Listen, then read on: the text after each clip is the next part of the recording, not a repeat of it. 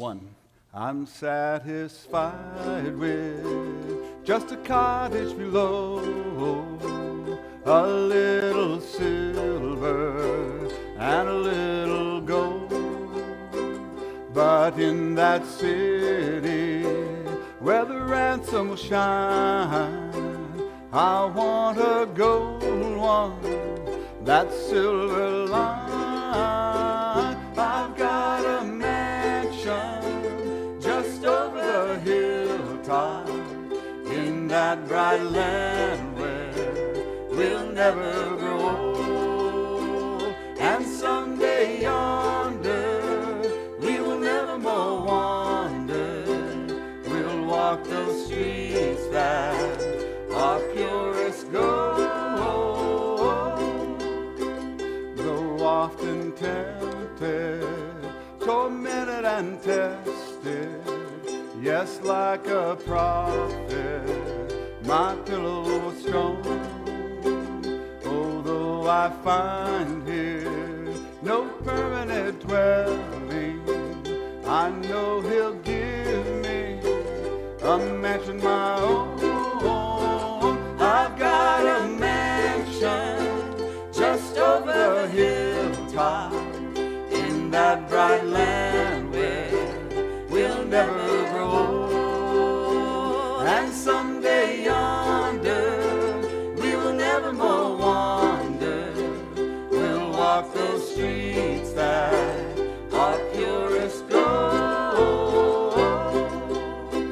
Don't think me poor, deserted or lonely. I'm not discouraged, I'm heaven bound. I'm just a pilgrim in search of a city. I want a mansion, a harp and a crown. I've got a mansion just over the hilltop in that bright land where we'll never grow old. And someday yonder we will never more wander.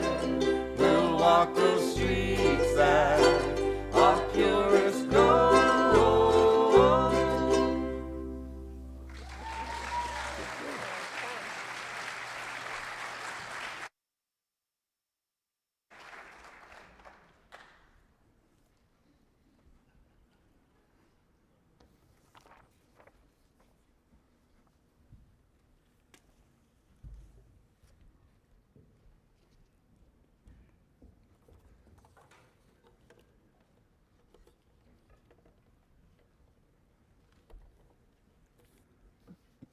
I had a stress dream last night that has been frequent throughout my life, that I show up someplace and realize I didn't bring the sermon, I brought music.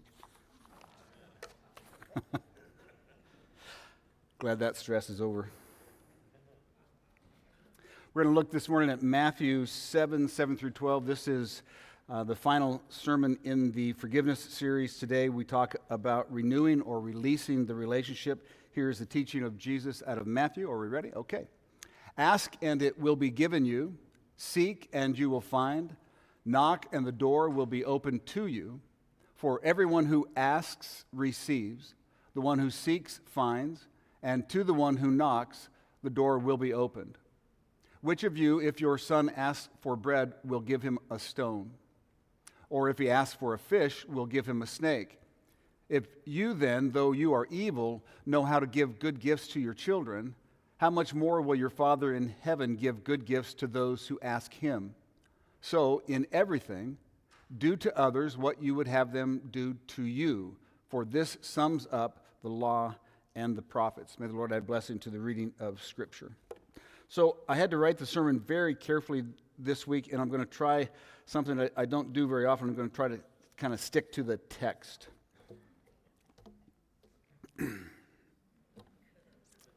Dick Byard's service, his funeral, will be this coming week here in this sanctuary.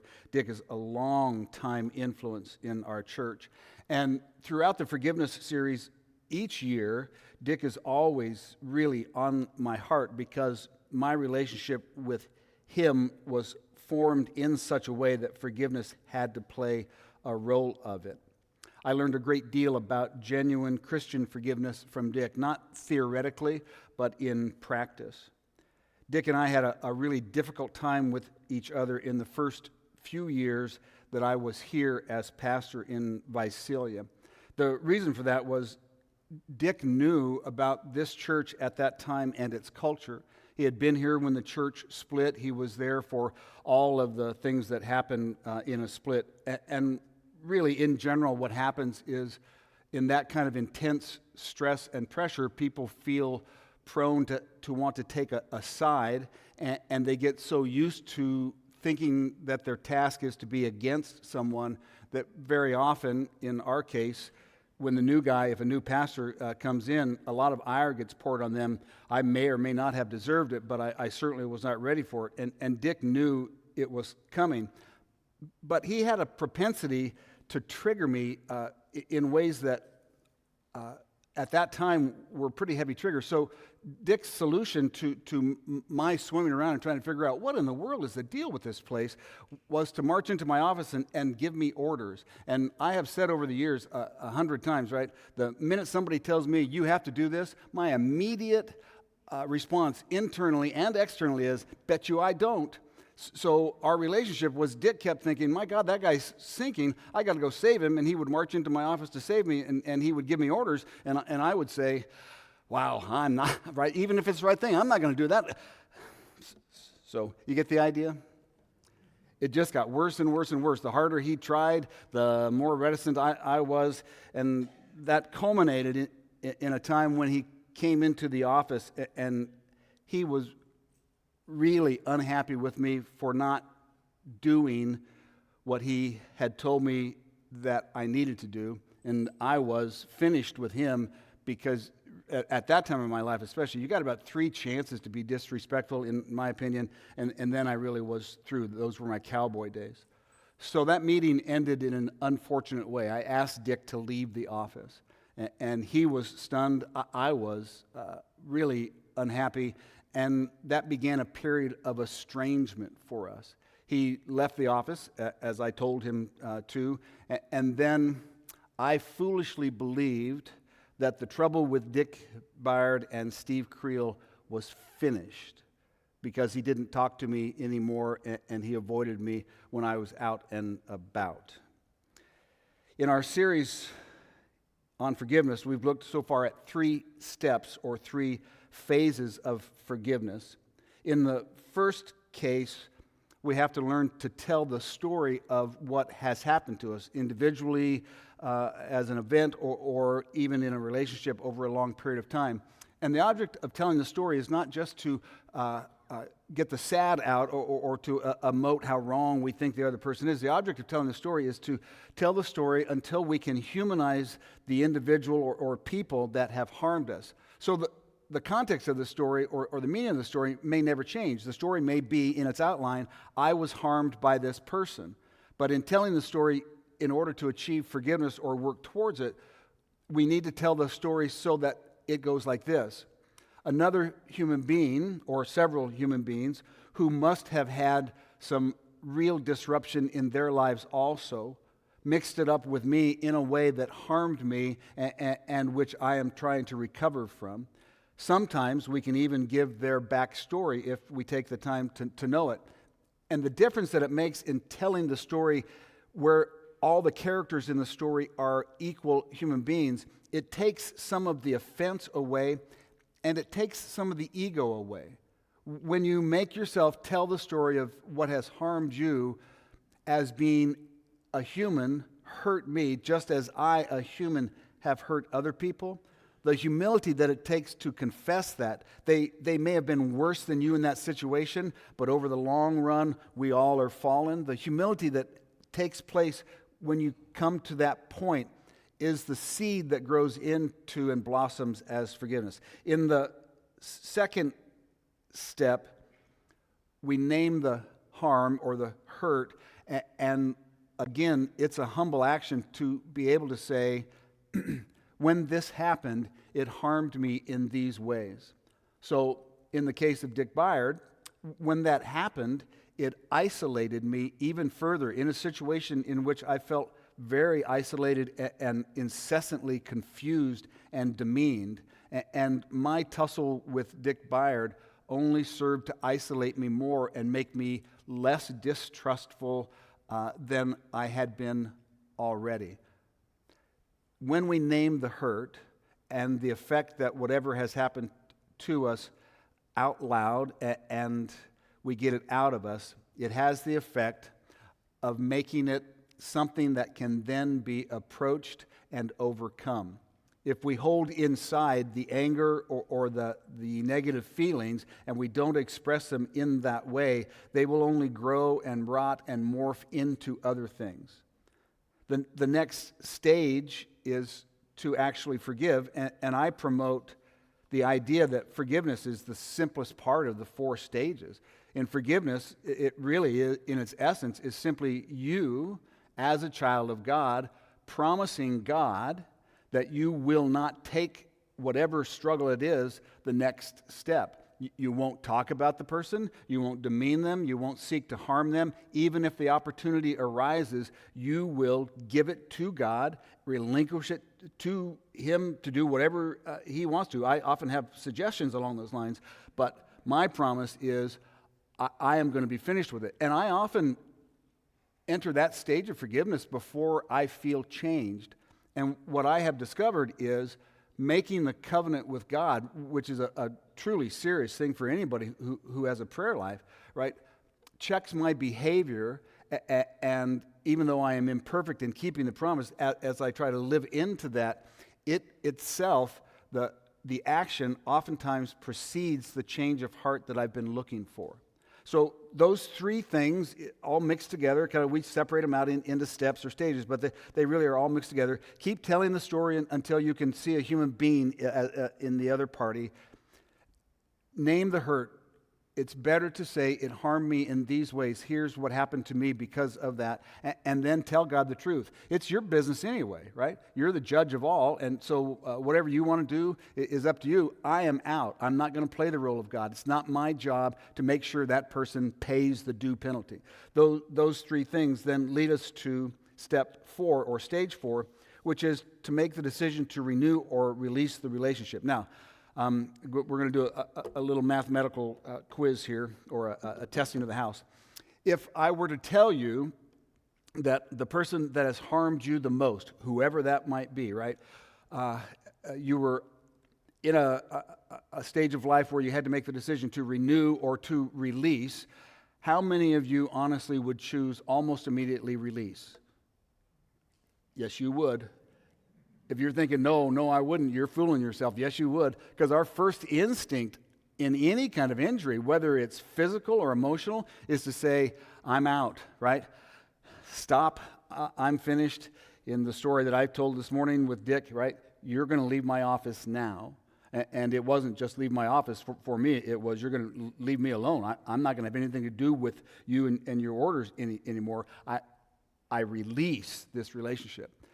Our instinct is to say, my life will get immediately better if I just decide not to have anything to do with that person. And occasionally, that's possible, and occasionally, that's necessary, but not nearly as frequently as we think it is. Here's the rub. If you release someone and say to yourself, I'm just not going to have anything to do with them, right? I'm just going to leave it alone and go build my life and never see them or talk to them again. The way that we are fooling ourselves when we do that too quickly and without deep consideration is we assume that we can heal without actually forgiving. And forgiveness almost always, not always, but almost always takes some level of relationship. Oftentimes, in true forgiveness that sets you free from what has happened, it requires you to come to the point where you're able and ready to make an apology to the other person also. Because almost no bad thing in life happens in a vacuum. We participate in our own way, even if we have very good reasons. So I would encourage you, if you're taking these things seriously and thinking about them, to check the kind of natural instinct to say, I'm just releasing it, right? I am just going to go my own way. There are practical reasons why that doesn't usually work also. You might know Visalia is a very small place if you're trying to release a relationship. You might know that your family, if you've been divorced or if you had on the outs with your kids or other family matters, right, are still your family. And those doggone people, they'll just keep showing up at funerals and at weddings, right? So releasing, truly releasing and being able to say, I'm just walking away from it and I'm done with it. I can't take it anymore. It's not usually possible. Renewing the relationship does not mean going back and being in the fullness of what the relationship was before. Usually the story goes, well, they were charming and I trusted them and I thought they were really wonderful, and then it turned out they weren't really wonderful. And people get confused and think, if I renew it, I got to go back and trust them again. No, you don't. You literally, by God, ought to know better by now. Renewing the relationship means that you restore their humanity, that you set the bar for yourself to be able to dialogue with them, to greet them, even to inquire as to how they're doing, that you can see them at the reunions or the different things that you go to. And in time, the tell on whether or not the spiritual work is beginning to really blossom and you're going to receive what Christ wants for you, is you will find yourself beginning to hope that good things come into their life. The highest form of forgiveness is the sincere prayer to God about your former enemy, that God would truly bless them and bring them to a place that's better than the place that caused them to harm you. And that can only happen on some level with renewal, because they're going to be intertwined in your lives one way or another. There is a great deal of wisdom in life in this singular idea.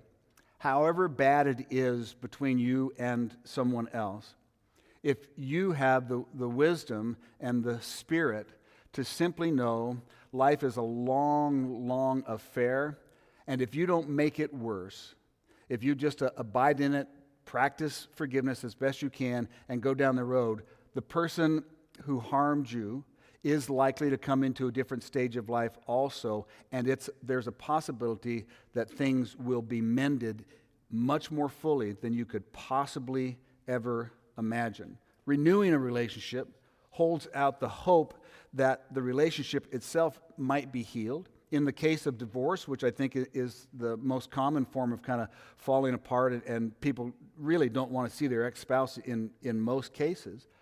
In the case of divorce, it looks like this. Over time, someone who has been cheated on or their spouse has done something else and has ended the marriage will go from despising the person for breaking the covenant and the trust that they had with them. But if they are trying to forgive, genuinely trying to live into God's will and way, they'll come to a place where they understand it's absurd to desire harm for the parent of your children. That's literally evil. You may feel that for a while when the wound is fresh, but over time, it's obvious Christ would have anyone who's in that situation praying for the health and the welfare and the good and the grace of their spouse, so that their children will have a healthy relationship with them, and the people that are flesh of their own flesh will have something good in the ex-spouse. So renew or release. Release is really only possible when forgiveness has taken place, and it should be the case that we make the decision to release a relationship and be done with it and to avoid it at all costs only when doing so is an obvious protective measure for ourselves and for others. So, in talking about forgiveness and in talking with individuals, I talk with people who have been molested or raped or who have been harmed in other ways. And my advice there is always, right, that they should release the relationship. The court oftentimes steps in and makes a boundary, right? At least an imaginary boundary. They should release the relationship if the other person hasn't shown any signs of recovering or repentance or any healthy things, because the first and foremost concern has to be the health of an individual, physically and emotionally. But beyond those cases, most of us would do better if we ask God to guide us in how to faithfully renew a relationship, even when we feel like we just don't want to see or have anything to do with the person again. It's better for us to renew at some level as a part of the process of humanizing the other person. You all look very, very serious right now. And should be. Thank you for that. You should take these things seriously, because we're talking about the quality of your life. Just a quick note, if you do not make a good faith attempt at learning to forgive those that have harmed you, here is what you are actually doing. You're stuffing, convincing yourself that it's over and you don't care and they can't hurt you anymore, or you don't feel that way, or rejoicing if they get their comeuppance in some other arena or whatever it is. But you haven't dealt honestly with what happened, and that means you're more broken than when you were harmed, and you are now going to be a person who harms others.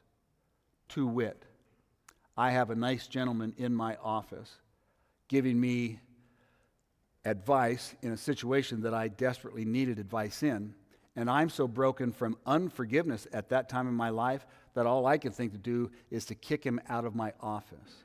That's a horrible thing. I am ashamed of it on this day, and I didn't have the sense then to be ashamed of it, but as I've learned about forgiveness and as God has blessed me in these processes, I look back and realize Dick and I didn't get along in those first couple of years, not through any fault of Dick's that I know of, maybe not, but through my own fault. I carried aggression and anger and a sense of being caged from other things in my life that I had tried to just walk away from or stuff, or I thought that I got over by telling somebody off or whatever. And all of those things just flowed out of me in my relationship with Dick and with other people too. 2020, they say, or hindsight is 2020, and that certainly is true.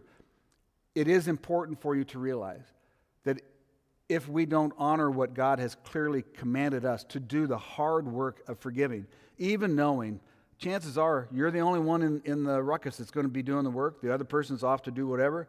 If you don't do that, you are sentencing people that you will love in the future to a worse you. You are assuring that you'll have a short temper. You're assuring that you'll be easily triggered. You're assuring that you will find other people that you haven't maybe even met yet to blame your woes on.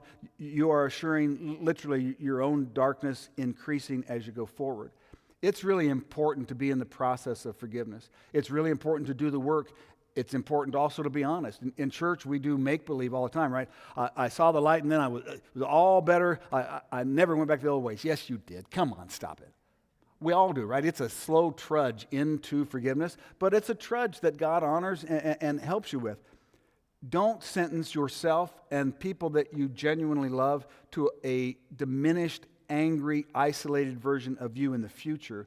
Do your work now to be set free, to be grace that pours into their life, because they're going to need it. Okay, so I came into the office and was told by the secretary, Dick Byard made an appointment, and I didn't know what to do, so I just let him make it. Life is just insane sometimes. He came into my office, and he sat down, and Dick was a teacher and a very detailed man, and so he had his list. And he asked me to let him talk first. So here's what he said. He said, just tell me if I'm right about these things. When you came to this church, you were not expecting people to be that angry that fast. I said, that's right. In truth, Dick, it still confuses me, right? All I do is go to work and go home. It's not like I'm up to any horrible thing, and people hate my guts, and I don't understand it. It's hard. And he said, I know. We can see it, right? I can see that. Second thing he said, a good friend of mine that goes to my Bible study came into your office a couple of months ago and told you that he believed your first wife died because you didn't pray correctly. Is that right? And I said, yeah, that's right.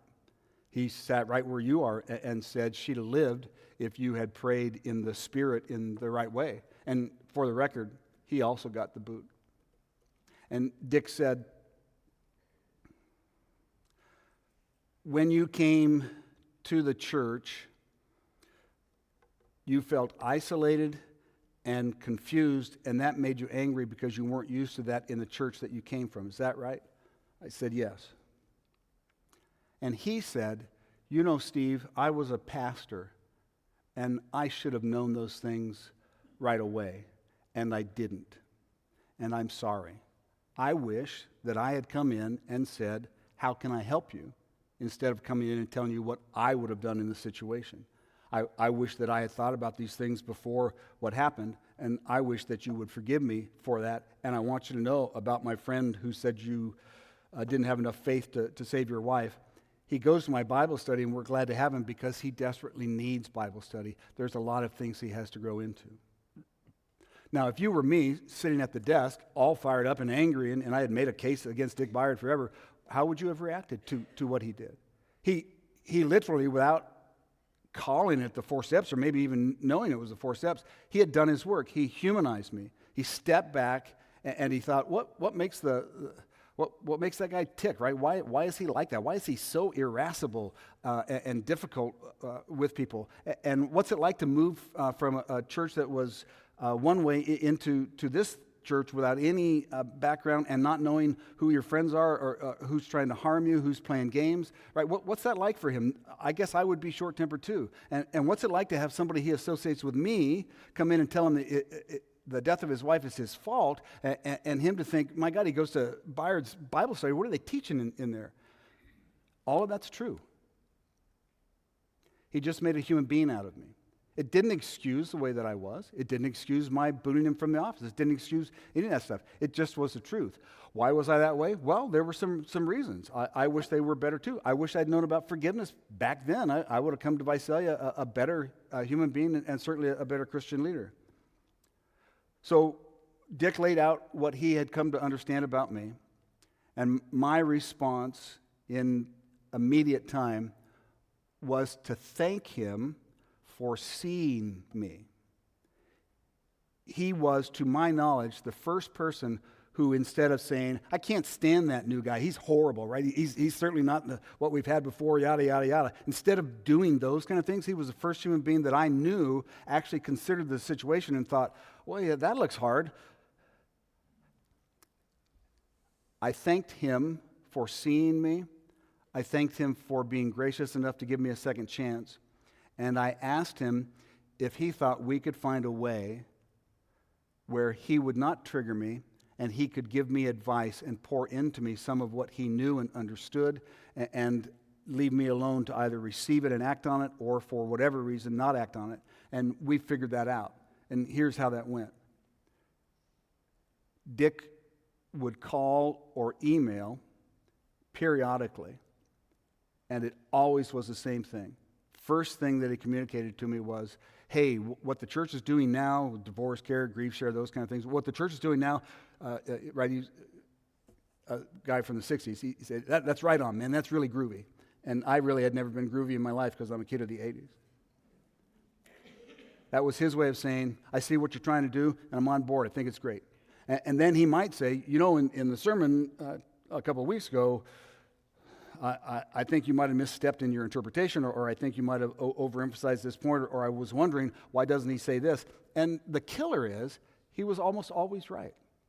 He really understood sermonic design and what pastors are trying to do.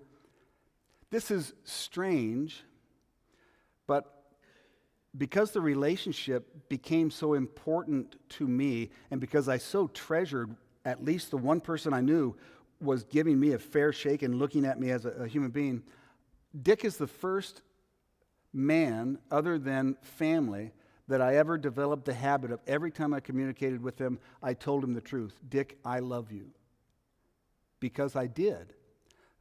I grew to love him, not because he was always gracious and easy to get along with or whatever. I grew to love him because he had the quality of Christ that we all should be striving for. He was able to get past a very difficult circumstance and to humanize himself and me in our relationship. And our relationship became something that I treasured because he was then pouring grace into me in a time of my life when I desperately needed. Can you hear what I'm saying? On either side of the equation, whether you feel offended and you're up against it and people are really harsh on you, or if you have been overly harsh with somebody else, to employ the 4 stages or steps of forgiveness, to systematically put yourself in a place where you're doing what you're supposed to do as a Christian, is to give your life and your heart and your soul a chance to really drink deeply from what Christ desires for us. We think all the time in the Christian church that what Christ wants is perfection, or don't cuss, don't drink, spit, cuss, or chew, or associate with them do. That's just crazy thinking. What he desires is for us to be transformed, resurrected, remade, born anew in the way that we see and interact with other human beings and in the way that we understand ourselves. I would encourage you, having heard some version of this sermon for many years, we may or may not do it again next year. I would encourage you to take seriously your need to straighten your life out by taking the step to begin the process of forgiving the people that have harmed you. I would encourage that, even though I know it's like pulling teeth and it's very hard, because I desire for every one of you, and really everyone that I know, to have the peace and the sudden rush of joy and the feeling of belonging where you never have before. I want those things for you, and I recognize in my own process that's exactly what God has planned for us. You may still drink, cuss, chew, and associate with them that do. We'll talk about that another time. But if you do, you'll be a leaven for good and for joy and for light in their life. You owe it to yourself. You owe it to those that you love. And you owe it to your God who died for you to do this work, to take him at his word, to begin the process of forgiving and letting go. It prepares us for resurrection in the flesh now, and it prepares us for resurrection in the time to come. Amen. And one last time, I love Dick Byard. Always will.